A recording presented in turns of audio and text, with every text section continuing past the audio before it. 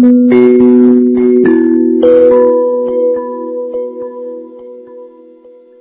Delhi Sultanate, 1206 to 1290. The slave sultans. The Ghoris were of Turkish origin. Muhammad Ghori was the founder, who then handed over power to General Qutbuddin Aybak, who in fact was a slave to Ghoris. Delhi was ruled by the slave dynasty for some period. Iltutmish succeeded Qutbuddin Aybak and consolidated the state. His daughter Razia succeeded him, but faced many rebellions from the Turkish chiefs. Razia was ultimately murdered in 1240. Alauddin ruled from 1296 to 1316. He ruled over Delhi, Gangetic region, eastern Rajasthan, Gujarat, the Deccan and the south up to Madurai.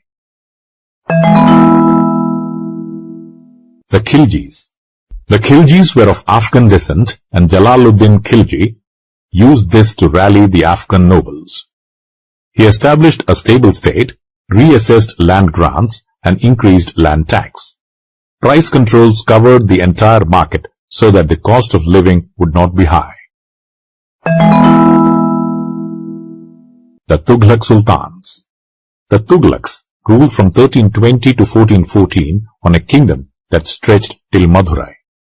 Under Ghiyasuddin Tughlaq, price controls were removed, the land tax was lowered, and the Iqta holders were permitted additional powers.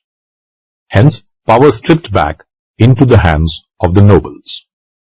Muhammad bin Tughlaq succeeded his father Ghiyasuddin. He increased the land revenue and introduced brass and copper coins, which led to financial chaos. He also shifted capitals twice. All this made him unpopular among the people.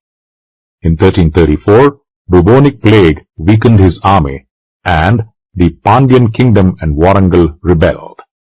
Ultimately, his cousin Firoz Shah Tughlaq became the next sultan. Firoz proclaimed himself a true Muslim king and prosecuted women, other Muslim sects and Brahmins. He once publicly burnt a Brahmin for preaching to the Muslims. First, the government prohibited sivasat, that is, infliction of death penalty or torture. So, embezzlement of public revenue went unpunished. All the loans due to the state by people were written off.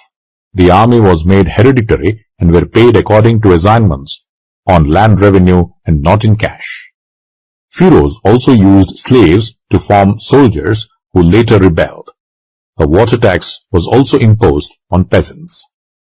Civil war followed his death, which was taken advantage of by the Mongols under Timur in 1398.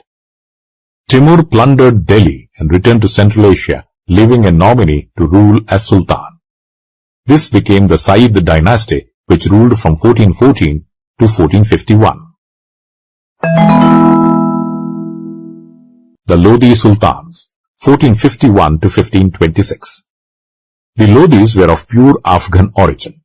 Sikandar Lodi controlled the Ganga Valley and western Bengal. He moved the capital from Delhi to Agra. But the army turned into a tribal militia, which the last ruler, Ibrahim Lodi, tried to control. So, the tribals plotted with Babur and overthrew Ibrahim in the first battle of Panipat. Causes of the downfall of the Delhi Sultanate. There were many powerful tribal chiefs during this time who were difficult to control. Succession to Sultanate was not hereditary and hence led to many conflicts. Points. Muhammad Ghori founded the slave dynasty and were Turkish. Khiljis were of Afghan descent, whose sultanate was founded by Jalaluddin. Tughlaq dynasty was founded by Ghiyasuddin Tughlaq and became weak later under Firoz Shah Tughlaq. Sayyid dynasty were of Mongol origin and were followed by pure Afghan Lodi dynasty. Tribal nature of mobility and many conflicts of succession led to the downfall of the Sultanate.